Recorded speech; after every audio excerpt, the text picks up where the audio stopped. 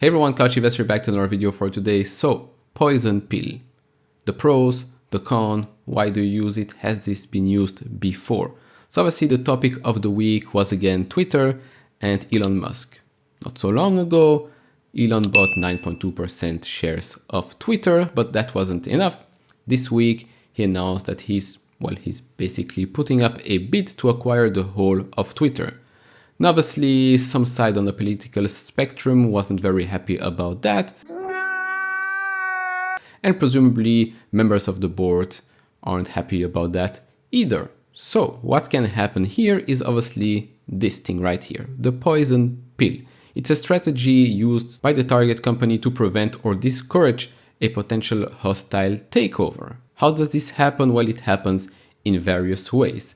The first one is the flip-in scenario. The flip-in scenario is basically what happens on this picture right here, allowing the shareholders, except for the acquirer, obviously, to purchase additional shares at a discount. So purchasing additional shares provides shareholders with an instant profit.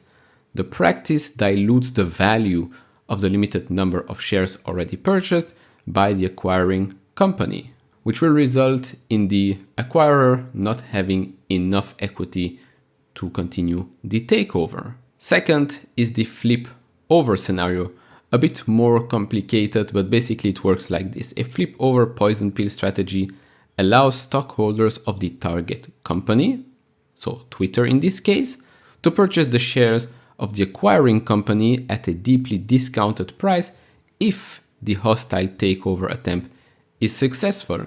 Now, obviously, this one is a bit more complicated because, well, in this case, it's Elon that's wanting to acquire Twitter, not Tesla or SpaceX or any of those other companies.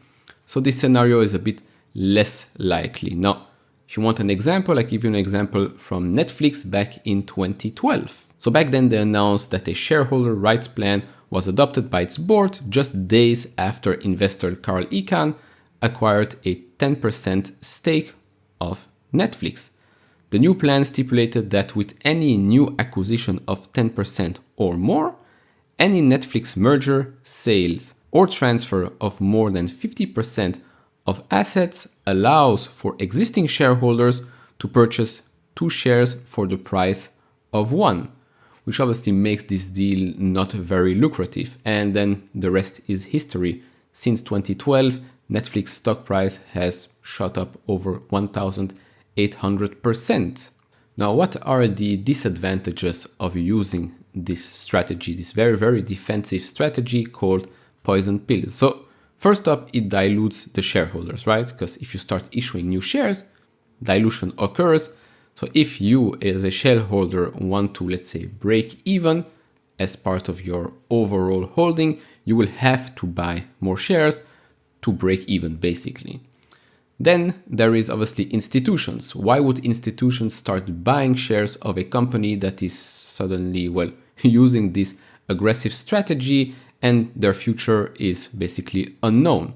Could be going up, but could be going down significantly, which is probably what's going to happen with Twitter right now if that acquisition is not approved.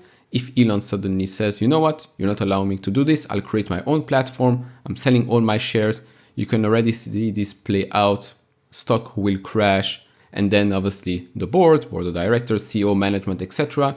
will most likely face scrutiny because, they didn't act in favor of the shareholders, which, by the way, the bid that Elon made might seem low, but if you look at the track record of Twitter's stock in the last 5 years, or maybe since the IPO, hasn't been so great either. So not accepting such a bid and then trying to continue and work as was just 2 weeks ago, in my opinion, won't work. And then obviously this leads to number 3 of the disadvantages, which is if everything stays the same, you suddenly have a company with incompetent management, which might not be good at all for the short or long-term future of this company. Instead, it would have been better to sell the company, replace that incompetent management, and then try and see how the future looks like for that new company with new management. Because let's face it, Twitter, since its IPO, hasn't really been a great investment. If you're a shareholder since IPO day, probably you're still in the red, unless, yes, you've dollar cost average, etc. But you understand what I'm saying. So that's the 3 disadvantages overall.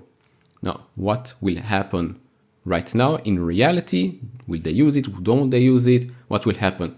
There are some rumors that Elon is looking for partners. So can this counter the poison pill?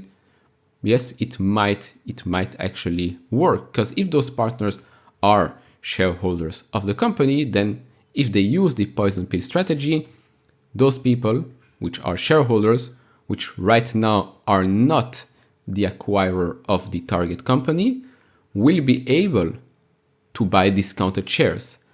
After that happens, they might partner up with Elon and suddenly their share of the holdings are much, much higher. You see, 4D chess is being played here. And then obviously the worst case scenario, there is no worst case scenario for Elon in this situation, by the way. Worst case, he loses a bit of money, and I don't even think he'll lose money because he bought those shares at an average price of around $38 or so, and right now it's closer to what, 47, 48 or so. So even if he says, look, this doesn't interest me anymore, he sells, he has a profit, and then he has enough money to go build his own platform, take his, I don't know how many, 80 million followers or so, and starts his own platform, and Twitter as a company just struggles to perform and crashes and burns. That's basically the whole shtick, the whole plot around this poison pill scenario and around the current situation between Elon Musk and Twitter. Twitter, its board member, board of directors, shareholders, and then the potential partners that might come in with Elon. Now, do share your thoughts down in the comments below. What do you think that will happen? Do you think this poison pill strategy will work? Do you think Elon will just drop it all, start his own company, maybe buy another social media company, even though I don't know which one? What do you think will happen? Leave it all down in the comments below. And if you like this type of videos, leave it a thumbs up. If you haven't subscribed to this channel, maybe hit that subscribe button. And I'll see you all in the next video. Bye bye.